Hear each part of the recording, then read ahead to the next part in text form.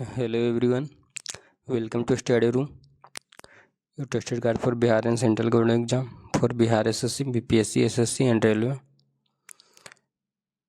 आज हम लोग बीपीएससी ट्री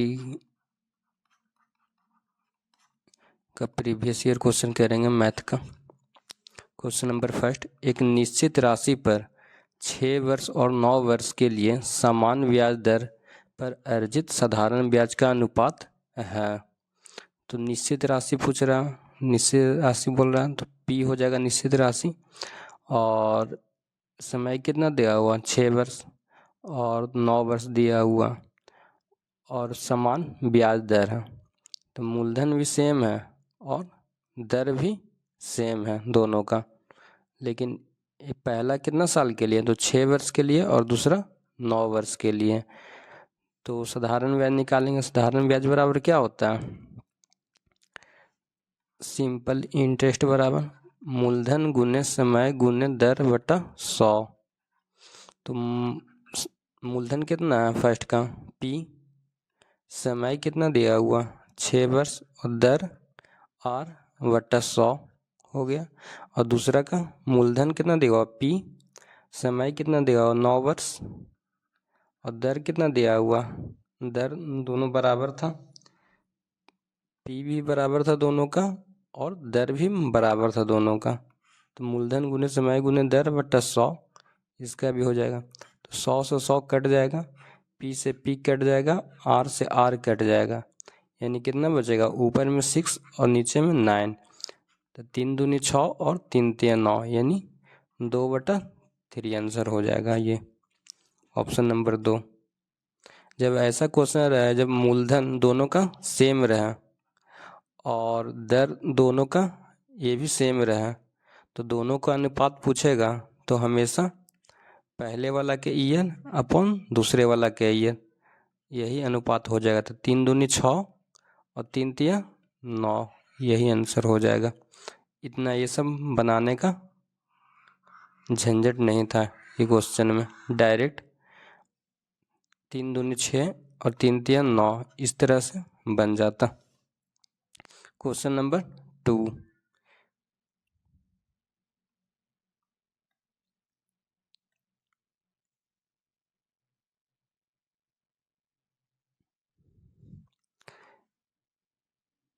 निम्नलिखित में से कौन सा एक प्राकृतिक संख्या का वर्ग नहीं हो सकता। तो वर्ग को फाइंड करने के लिए क्या करते हैं, तो कोई भी संख्या का वर्ग में लास्ट में हमेशा 7 नहीं आता। जैसे कि 1 का स्क्वायर करेंगे तो लास्ट में कितना आएगा 1, 2 का स्क्वायर करेंगे तो कितना आएगा 4, 3 का स्क्वायर करेंगे तो लास्ट में आएगा 9, 4 का स्क्वायर करेंगे तो लास्ट में कितना आ जाएगा 6, 16 होता है तो लास्ट में 6 आ जाएगा। 5 का स्क्वायर करेंगे तो लास्ट में कितना आ जाएगा 25, यानी 5 आ जाएगा। उसी तरह 6 का स्क्वायर करेंगे तो लास्ट में कितना आ जाएगा 6, 7 का करेंगे स्क्वायर तो 9 आएगा लास्ट में, 8 का स्क्वायर करेंगे तो 4 आ जाएगा लास्ट में, और 9 का स्क्वायर करेंगे लास्ट में कितना आ जाएगा 1। तो किसी भी संख्या का वर्ग लास्ट में हमेशा 7 नहीं होता, तो ये तो स्क्वायर नहीं है।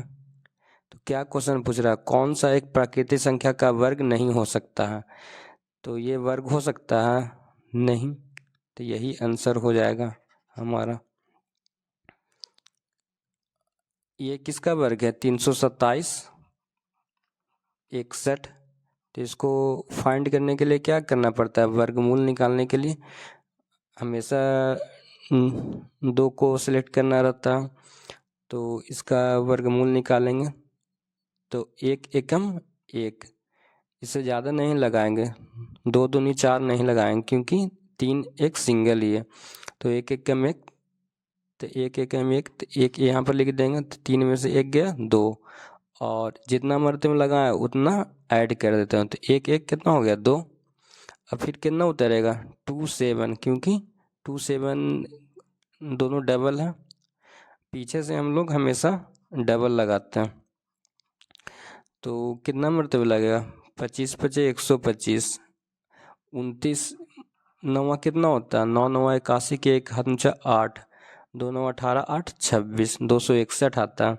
यानी कितना मरते में लगेगा, 8 मरते में लगेगा। तो 28 अठे कितना हो जाएगा, 8 8 64 के 4 हाथ में 6, 2 8 16 और 6 22। तो 7 में से 4 गया 3 और 22 में से 22 गया 0, यानी 3। कितना मरतबा लगाए थे, 8 मरतबा, तो 28 8 यहाँ पर 36 हो जाएगा। अब फिर कितना उतारेंगे, 6 1 उतारेंगे डबल। अब कितना मरतबा लगाएंगे जो कट जाएगा, तो 1 मरतबा लगाएंगे तो 361 एकम 361, तो ये कट गया, यानी 181 का ये वर्ग है। और 81 285, 81 225 है, तो ये किसका वर्ग है, तो इसका भी डबल लगाएंगे। तो 3 3 3 9, तो 8 से तो बड़ा हो जाता है, तो 2 से लगाएंगे, 2 2 नहीं 4, तो 8 में से 4 गया 4 और 2 मरतबा लगाएंगे तो 2 और जोड़ देंगे इधर, फिर कितना उतारेंगे डबल, तो 412 हो जाएगा। अब कितना मरतबा लगेगा, तो हमेशा जितना अंक यहाँ पर लिखेंगे उतना से ही मल्टीप्लाई करना पड़ेगा। जैसे कि 48 से लिखते हैं 4 और बगल में 8, तो 48 को 8 से गुना करेंगे तो 8 8 64 के 4 हाथ में जो 6 4 8 32 6 38 384, तो 384 और 49 अगर लिखते हैं तो 49 9 कितना होता है, तो 9 9 81 के 1 हाथ में 8 4 9 36 और 8 44, तो 441 हो गया। ये ज़्यादा हो रहा है, यानी 8 मरतबे में लगेगा। तो 48 अठे कितना हो जाएगा, तो 384। 12 में से 4 गया 8 और 40 में से 38 गया 2, तो ये कितना मरतबा लगा, 8 मरतबे में, तो 48 8 कितना हो जाएगा 56। अब कितना उतारेगा, 2 और 5, तो अब यहाँ पर से कितना मरतबा लगेगा, तो 5 मरतबा लगाते हैं क्योंकि लास्ट में 5 हैं, तो 565 गुना 5 करेंगे तो कितना हो जाएगा, 25 25 के 5 5 में 3 6 25 30 और 3 25 25 के 5 हम 2 6 25 30 और 2 32 के 2 हाथ में 3 25 25 और 3 28, यानी 565 5 मरतबे लगेगा तो कितना आ जाएगा 2825, यानी कट गया। यानी कितना का स्क्वायर है, 81 225, ये 285 का होल स्क्वायर है, और ये कितना का स्क्वायर था, 181 का होल स्क्वायर था। इस तरह से हम लोग वर्गमूल फाइंड करते हैं। तो क्वेश्चन क्या पूछ रहा था, कौन सा एक प्राकृतिक संख्या का वर्ग नहीं हो सकता, तो ये तो 181 का वर्ग है, ये भी 285 का वर्ग था, और ये हो सकता है नहीं, क्योंकि लास्ट में 7 आता ही नहीं है किसी का वर्गमूल में। यहाँ से फाइंड कर सकते हैं, 0 का भी वर्गमूल रहेगा लास्ट में, तो लास्ट में कितना आएगा, 0 ही आएगा। तो 7 तो किसी में आ नहीं रहा, इसलिए ये डायरेक्ट देख के ही आप आंसर मार सकते थे। वर्गमूल इसी तरह हम लोग फाइंड करते हैं, बेसिक मेथड है। क्वेश्चन नंबर 3,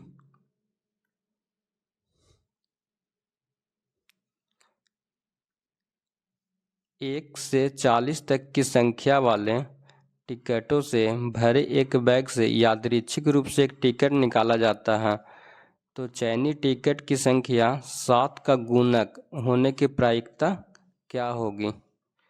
तो 1 से 40 की संख्या, 1 से 40 तक की संख्या और 7 का गुणक, तो 7 7 दूनी 14, 7 21, 7 चौक 28, 7 पचे 35, 7 छक 42, 42 होगा नहीं, क्या कि 1 से 40 तक पूछ रहा था संख्या, और वो भी 7 का गुणज, तो 7 का गुणज लिख दिए, तो टोटल कितना संख्या हो गया, 3 और 2 5 संख्या हो गया, तो 5 ऊपर लिख देंगे, और टोटल संख्या कितना है 40, तो प्रायिकता कितना हो जाएगा, 40, डायरेक्ट आंसर 1/8, यही हो जाएगा आंसर। कोई दिक्कत हो तो कमेंट में कमेंट कर सकते हैं। क्वेश्चन नंबर 4,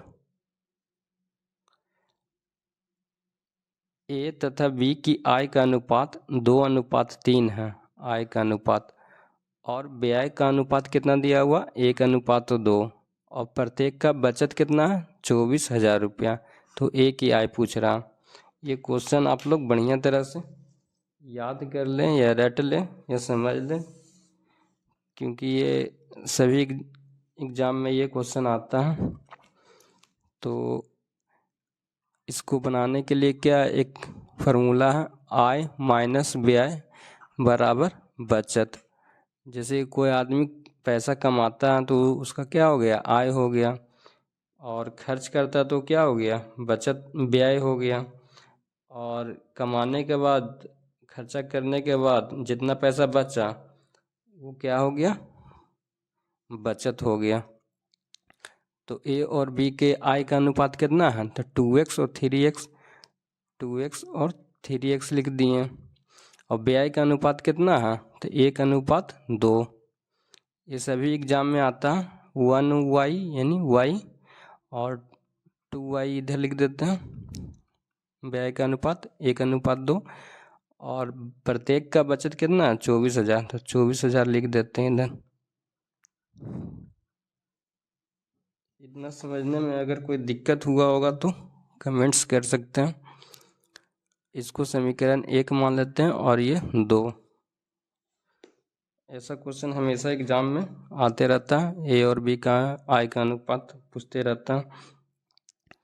तो इसको ये 1 है और ये 2 है, तो इसको समीकरण को इक्विलिब्रियम करने के लिए इक्वल करने के लिए कितना 2 से गुना करना पड़ेगा और इसको 1 से गुना करना पड़ेगा।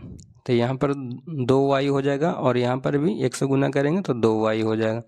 तो 2 दूनी 4x हो जाएगा माइनस 2y बराबर 24 दूनी 48,000। समीकरण 1 को 2 से गुना किए, किस लिए, क्योंकि 2y यहाँ पर था, तो 2y और 2y कट जाएगा, फिर आगे इक्वेशन सॉल्व होगा। अब 1 को समीकरण 2 से गुना करेंगे तो 3x माइनस 2y बराबर यहाँ पर 24,000 हो जाएगा। अब इसको सॉल्व करेंगे, दोनों माइनस हैं तो यहाँ पर क्या हो जाएगा प्लस, प्लस है तो यहाँ पर क्या हो जाएगा माइनस, यहाँ पर ये प्लस है तो यहाँ पर माइनस हो जाएगा। तो ये को माइनस है एगो प्लस है तो ये तो कट जाएगा, तो 4 में से 3 गया यानी 1x बराबर 48 में से 24,000 जाएगा तो कितना बचेगा 24,000। अब क्या पूछ रहा ए की आय, तो ए की आय कितना था ई ए था और ये बी था, तो ए की आय कितना है 2x, तो 24,000 गुना 2x, ए की आय कितना है 2x, तो 2 गुना 24,000 बराबर कितना हो जाएगा 48,000। यही आंसर हो जाएगा ऑप्शन नंबर 2। अगर यही पूछता बी का आय, तो बी का आय कितना हो जाता, बी का आय कितना दिया हुआ 3x, तो 24 दिया 72,000 हो जाता। और व्यय पूछता तो x का वैल्यू जितना समीकरण x का वैल्यू जितना आया, अब इसको पुट करते समीकरण 1 में, तो 24 दूनी 48,000, 48,000 में से 24,000 घटता तो बचत व्यय निकल जाता y, और फिर उसका जिसका ये व्यय पूछता तो उसका फिर फाइंड कर लेते हैं हम लोग यहाँ से। आय पूछ रहा था तो x का वैल्यू कितना निकला 24,000, और a की आय पूछ रहा था तो a की आय कितना है 2x, तो 2 इंटू 24,000, x का वैल्यू 24,000, तो 2 इंटू 24,000 यानी 48,000। क्वेश्चन नंबर 5,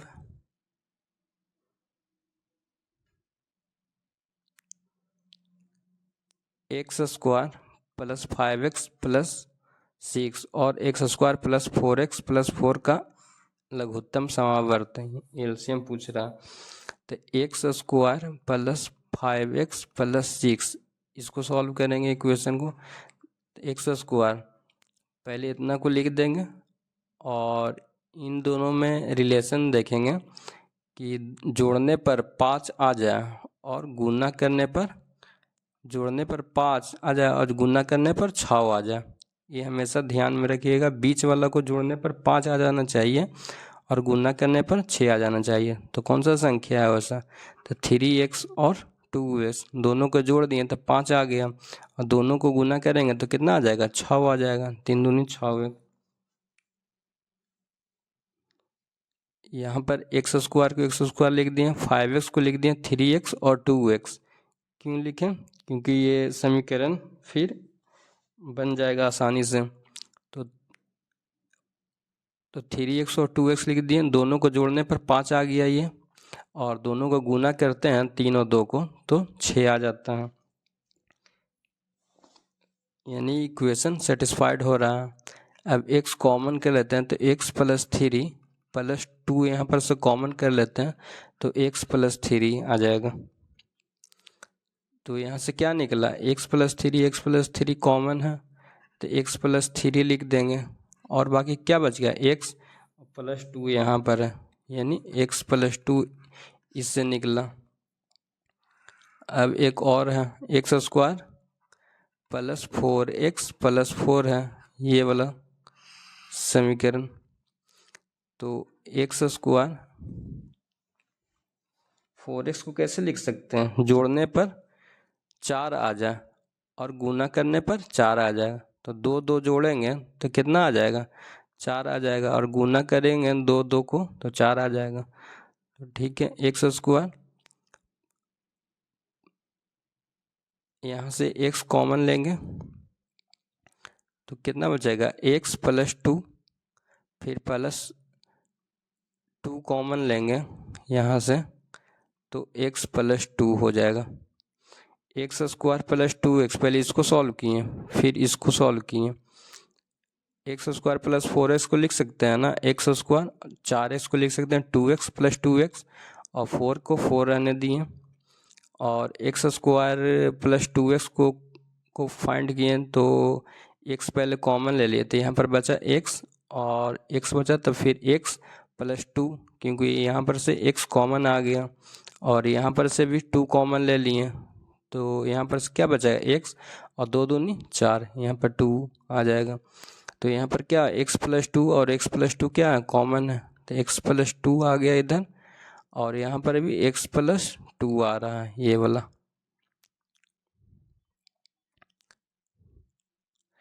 तो यहाँ से भी x प्लस 2 और x प्लस 2 लघुत्तम समवर्तक पूछ रहा। अगर HCF पूछता तो डायरेक्ट जो मिलता है सो लिखाता है, यानी x प्लस 2 मिल रहा है तो वही लिखा जाएगा HCF में, और लेकिन यहाँ पर LCM पूछ रहा है, तो LCM में x प्लस 2 कितना बार आया है, इधर 2 बार आया, तो x plus 2 into X plus 2, और लसा में सभी लिखा जाता है, और इधर क्या है, x प्लस 3 है, तो ये हो जाएगा। यहाँ पर ऑप्शन में मिसप्रिंट है, ऑप्शन है यहाँ पर x plus 2, x plus 3, x plus 2 का whole square into X plus 3, यही आंसर हो जाएगा। x प्लस 2 कितना बार है, 2 बार, तो होल स्क्वायर हो जाएगा और इंटू एक्स प्लस 3, यानी option number C answer. Question number 6,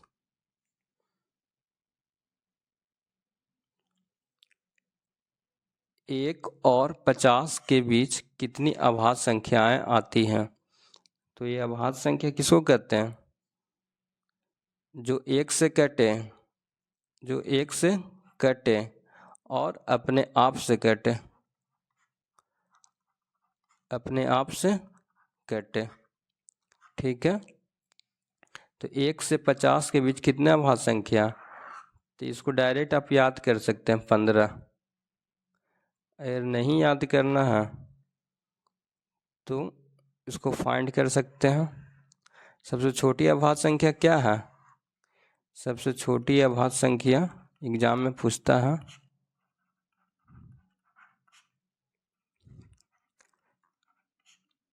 सबसे छोटी अभाज्य संख्या 2 होता है, और सबसे छोटी अभाज्य सम संख्या भी क्वेश्चन पूछता है तो ये भी 2 हो जाएगा, क्योंकि 2 क्या है, एक सम संख्या।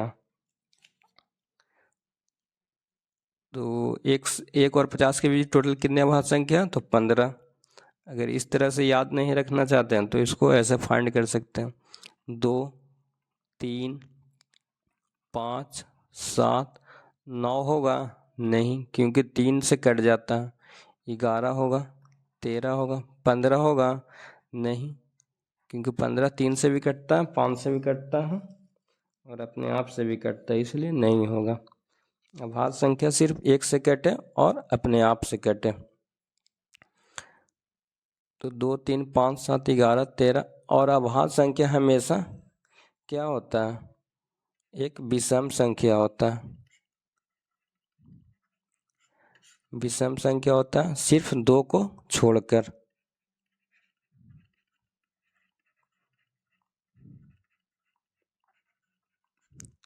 तो आगे फाइंड करेंगे। 17, 19 हो जाएगा। 21 होगा नहीं, क्योंकि 21 3 से भी कटता है और 7 से भी कटता है, तो 23 हो जाएगा। फिर 25 होगा नहीं। 27, 25 भी नहीं होगा क्योंकि 5 से कट जाता है। 27 भी नहीं होगा क्योंकि 3 से कट जाता है। 29 हो जाएगा। फिर 31, 33 होगा नहीं, क्योंकि 3 से भी कटता है, 11 से भी कटता है। 35 भी नहीं होगा, 5 से कट जाता है। 37 हो जाएगा। 39 3 से कट जाएगा और 13 से भी कट जाएगा। 41 हो जाएगा। 43 भी हो जाएगा। 45 होगा नहीं, क्योंकि 5 से कट जाता है। 47 हो जाएगा।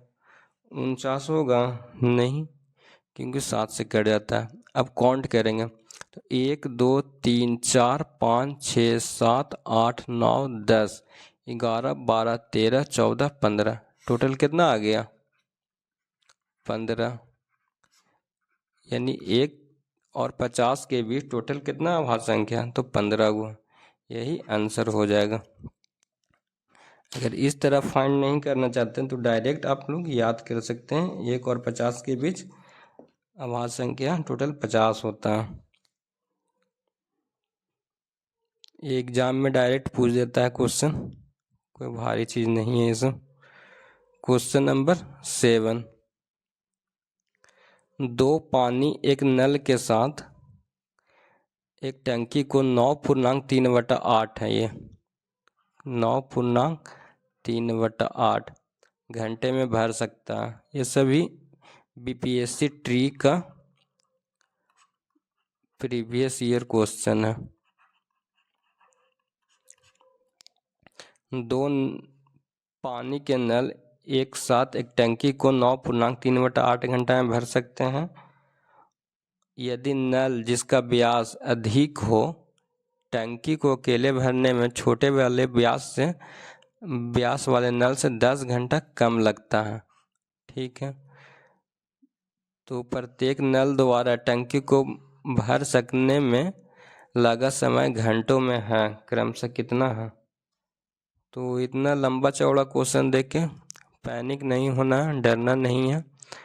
डायरेक्ट क्या बोल रहा है कि अधिक व्यास जिसका व्यास अधिक हो, टंकी को भरने में छोटे व्यास वाले नल से 10 घंटा कम लगता है।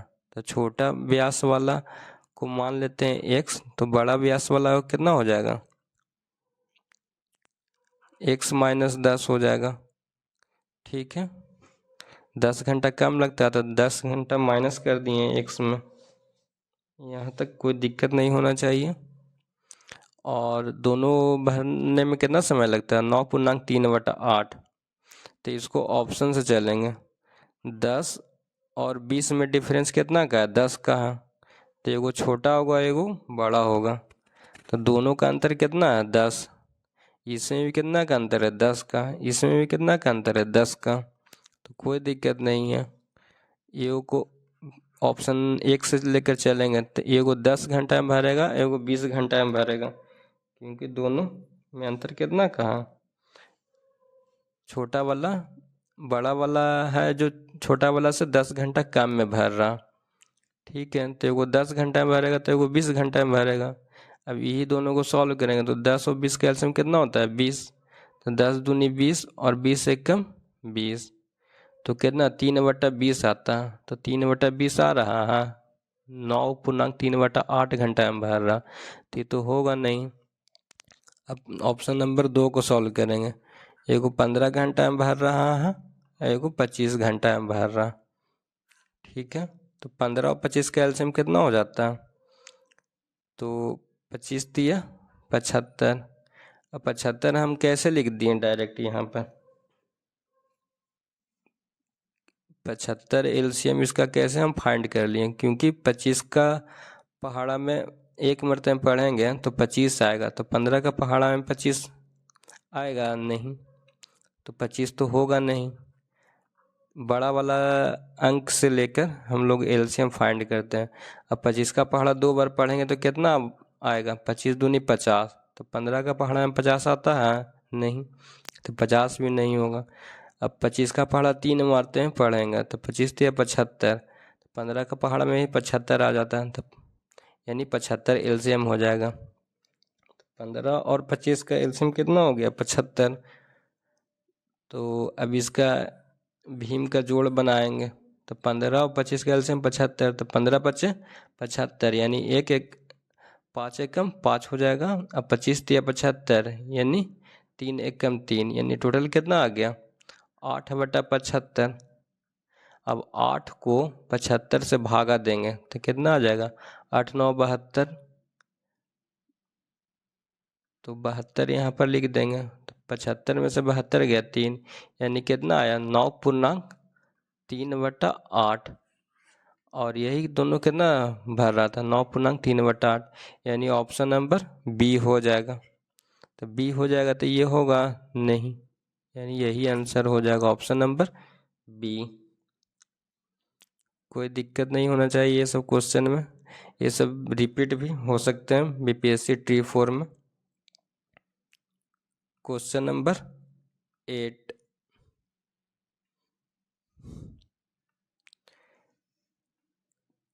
a/b x-1 है और यही b/a/x-3 है। तो बेस क्या है? a/b है यहाँ पर, और यहाँ पर बेस क्या है? b/a है। तो ये कैसे सॉल्व होगा? तो इसको सॉल्व करने के लिए क्या करना पड़ेगा? तो जैसे दिया हुआ वैसे पहले लिख देंगे। a/b पे पावर कितना है? x-1 है, लिख दिए। और b/a है तो इसको a/b करेंगे। a/b क्यों करेंगे? ताकि इक्वेशन हम लोग ला सकें।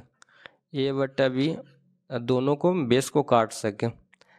तो ए को तो बराबर के उधर ही छोड़ देंगे वैसे ही, और जो ऑड लग रहा है उसको अच्छा तरह से बनाएंगे उसको। तो b/a है तो उसका अपोजिट कर देंगे तो क्या हो जाएगा? a/b।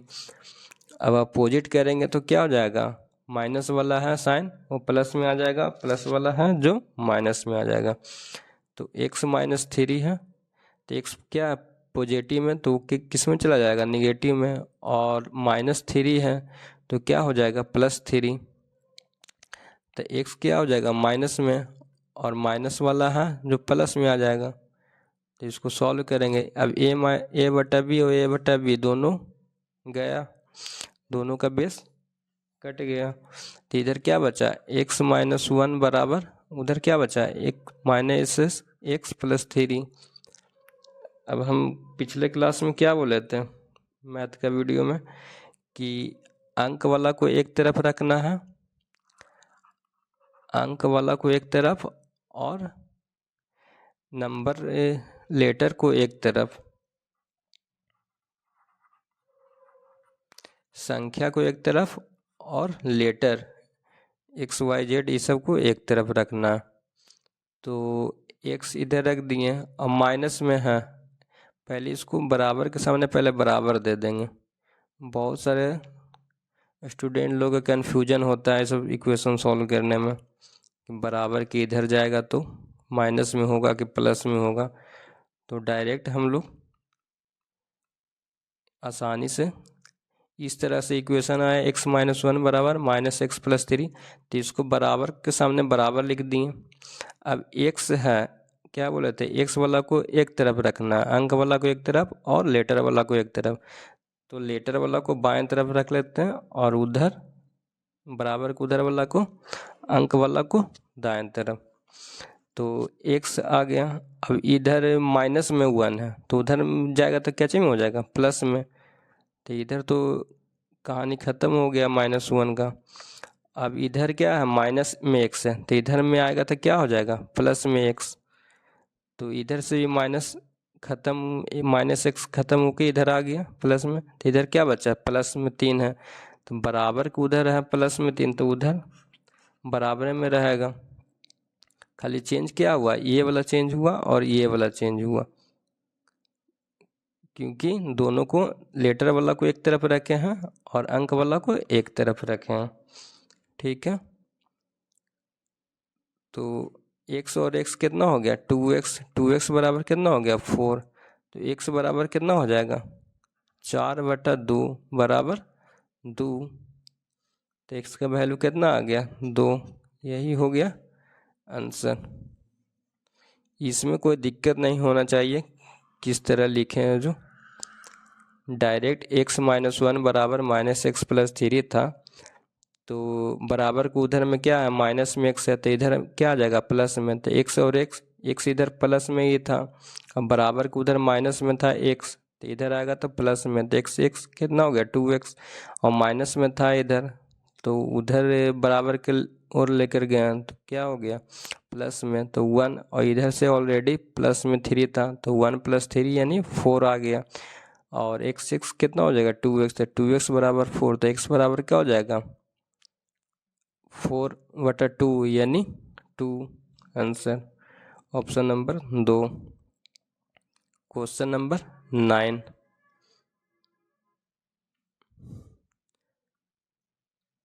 इसमें आइसोसेलेस ट्रायंगल दिया हुआ। आइसोसेल्स मतलब क्या होता है,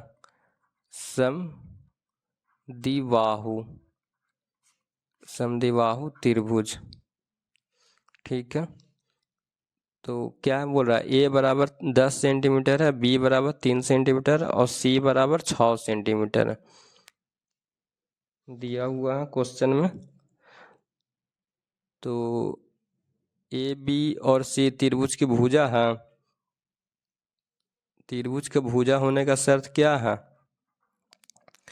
a + b is greater than c, b + c is greater than a और c + a greater than b। कैसे, तो त्रिभुज के किसी दो भुजा का योग, त्रिभुज के किसी दो भुजा का योग हमेशा तीसरा से बड़ा होता है। दो भुजा का योग है जो तीसरा से बड़ा है। a + b is greater than c, b + c वो a से बड़ा होना चाहिए और c + a है जो b से बड़ा होना चाहिए। a के सामने a होता है, b के सामने b और c के सामने c भुजा। तो क्या बोल रहा है, ए बी सी त्रिभुज की भुजा है। तो a हम ऐड करते हैं तो 10 + 3 13। ऑप्शन हम इसके अकॉर्डिंग चलेंगे तो a का वैल्यू कितना है, 10 और b का वैल्यू 3 है तो 13 बड़ा है कितना, c से, 6 से। तो ये सेटिस्फाइड कर रहा है। और b + c यानी 3 + 6 यानी 9 इज ग्रेटर देन 10। 9 बड़ा है 10 से, नहीं। तो ये कभी बन सकता है त्रिभुज, नहीं। 10 बड़ा होना चाहिए 9 से। तो त्रिभुज का तो ये तो वैलिड नहीं हो रहा। त्रिभुज किसी दो भुजा का योग तीसरा से बड़ा होना चाहिए। तो 3 और 6 अगर जोड़ते हैं तो 9 आता है। तो 9 10 से बड़ा है, छोटा है, इसलिए त्रिभुज नहीं होगा। ए बी और सी समकोण त्रिभुज है। तो समकोण त्रिभुज का क्या क्राइटेरिया, समकोण त्रिभुज इस तरह से होता है ए बी सी। अब समकोण त्रिभुज में होता है ए बी स्क्वायर लंब के स्क्वायर बराबर लंब के स्क्वायर प्लस आधार के स्क्वायर बराबर कर्ण का स्क्वायर। ये इसको लंब बोलते हैं। लंब, और इसको BC को आधार बोलते हैं और इसको कर्ण बोलते हैं। तो लंब का स्क्वायर प्लस आधार का स्क्वायर बराबर कर्ण का स्क्वायर। तो कर्ण हमेशा बड़ा होता है, ठीक है। तो बी स्क्वायर करेंगे तो 3 का स्क्वायर 9 हो जाएगा और 6 का स्क्वायर 36। तो 36 और 9 45। कर्ण का स्क्वायर के बराबर है 10 के स्क्वायर के बराबर। 10 का स्क्वायर कितना होता है 100। तो क्या भी हो सकता है? नहीं। ए स्क्वायर प्लस बी स्क्वायर बराबर सी स्क्वायर, यही समकोण त्रिभुज का पहचानने का फॉर्मूला। तो कर्ण हमेशा बड़ा होता है और कर्ण सी हो जाएगा। तो ए स्क्वायर प्लस बी स्क्वायर यानी 3 का स्क्वायर 9 और बी स्क्वायर 6 का स्क्वायर 36। 36 9 45। 10 का स्क्वायर के बराबर है? नहीं, तो ये भी नहीं होगा। ए बी और सी आइसोसेल्स ट्रायंगल है, यानी समद्विबाहु त्रिभुज है। समद्विबाहु, इसका नाम से पता चल रहा है। समद्विबाहु यानी द्वि, यानी 2। दो भुजा बराबर होना चाहिए। दो भुजा बराबर है, कोई भुजा बराबर नहीं है, तो ये भी समद्विबाहु त्रिभुज नहीं है। तो क्या हो जाएगा आंसर? उपर्युक्त में से एक से अधिक, तो ये तो होगा भी नहीं, कोई तो सही है नहीं। तो इसमें क्या हो जाएगा आंसर? उपयुक्त में से कोई नहीं, यही आंसर हो जाएगा। ए बी सी त्रिभुज की भुजा है, तो त्रिभुज के भुजा होने के लिए क्या शर्त है? दो भुजा का योग तीसरा से बड़ा होना चाहिए। और समकोण त्रिभुज का क्या है? तो दो भुजा का योग का स्क्वायर तीसरा भुजा के स्क्वायर के बराबर।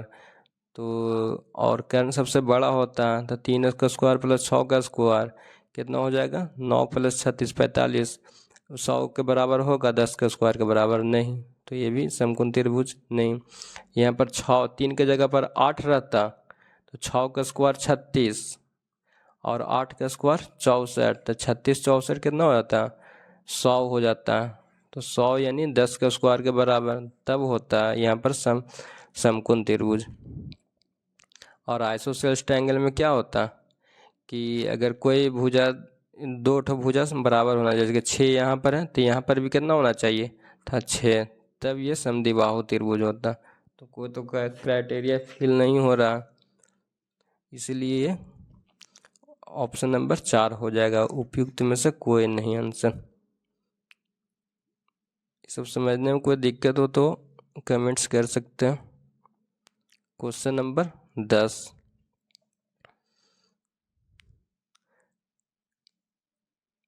एक क्लास टेस्ट में कमल के गणित और अंग्रेजी में प्राप्त अंकों का योग 40 है, ठीक है। मैथ में और इंग्लिश में प्राप्त अंकों का योग कितना है? 40 है। उसे गणित में 3 अंक अधिक मिले, गणित में 3 अंक अधिक बोल रहा है, और अंग्रेजी में 4 अंक कम मिले, ठीक है। इंग्लिश में कितना अंक बोल रहा है कम देने के लिए? तो 4 अंक कम, तो माइनस कर दिए। तो अंकों का योगफल, योगफल नहीं, यहाँ पर गुणनफल होगा, मिस्टेक हो गया टाइपिंग में। गुणनफल कितना होता है? 360, यानी ए बी इजकल टू 360, दोनों का गुणनफल 360 होना चाहिए। तो कमल द्वारा दोनों विषयों में अलग अलग प्राप्त अंक कितना है? ये सब क्वेश्चन देखकर पैनिक नहीं होना कि 3 लाइन का है 4 लाइन का। आप क्वेश्चन पढ़ लीजिएगा, उसी से बन जाएगा क्वेश्चन। तो इसमें ऑप्शन से चलते हैं, तो 21 और 19 है। तो मान लिया जाए मैथ में 21 है और इंग्लिश में 19 है। तो मैथ में 3 नंबर बढ़ाने के लिए बोल रहा था, तो 21 3 24 और 19 में से 4 घटाएंगे, 4 अंक घटाने के लिए बोल रहा था इंग्लिश में। तो 19 में से 4 गया 15। और पहले यहाँ पर देख लेंगे कि प्राप्त अंकों का योग कितना बोल रहा था? 40। तो 21 और प्लस 19 बराबर कितना होता है? 40। 22 और 28 और 12 भी 40 होता है। 21 12 कितना होता है? 33। तो ये तो और नहीं होगा। तो इसको फाइंड करेंगे। 24 गुने 15 कितना हो जाता है, दोनों का गुणनफल 360 का आना चाहिए। तो 24 पचे 120 होता है और 24 एकम 24 यानी 0 2 4 6 और 2 1 3 यानी 360, यानी ये वैलिड हो रहा है। अब इसी तरह 12 और 28 का चेक करेंगे।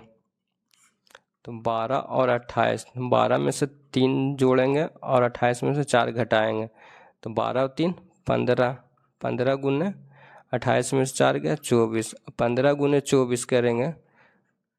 तो 15 गुने 24, 15 चौके 60 और 15 दूनी 30, तो 0 6 3 360, ये भी वैलिड हो रहा है। यानी इसका आंसर क्या हो जाएगा। इसमें इस बीपीएससी हमेशा 5 ऑप्शन देता है और 5 ऑप्शन में हम लोग को देखना है कि इसमें क्या क्या लिख रहा है। जैसे कि ये भी वैलिड हो रहा है और ये भी वैलिड हो रहा है।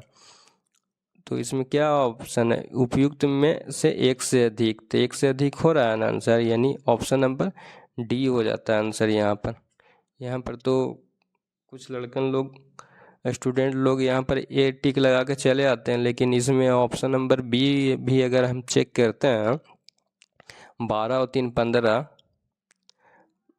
और 28 में से 4 गया 24, क्योंकि इंग्लिश में 4 अंक कम मिल रहे थे। तो 15 × 24 करते हैं तो कितना आता 360, दोनों का गुणनफल कितना था 360। तो ए भी वैलिड हो रहा है और बी भी वैलिड हो रहा है, इसलिए ऑप्शन नंबर क्या हो जाएगा आंसर डी, उपयुक्त में से एक से अधिक। इस तरह का बीपीएससी क्वेश्चन में फंसा देता है, इसलिए पैनिक नहीं होना है, बढ़िया तरह से क्वेश्चन को रीड करना है और ऑप्शन का भी हेल्प लेकर बना सकते हैं। Thanks for watching this video, hit the subscribe button and join our YouTube channel study rooms 183। आगे भी बीपीएससी ट्री का 1 to 5 का क्वेश्चन सॉल्व हम लोग करेंगे। 1 से 10 तक किए थे, कल 11 से 20 कर लेंगे। Thank you.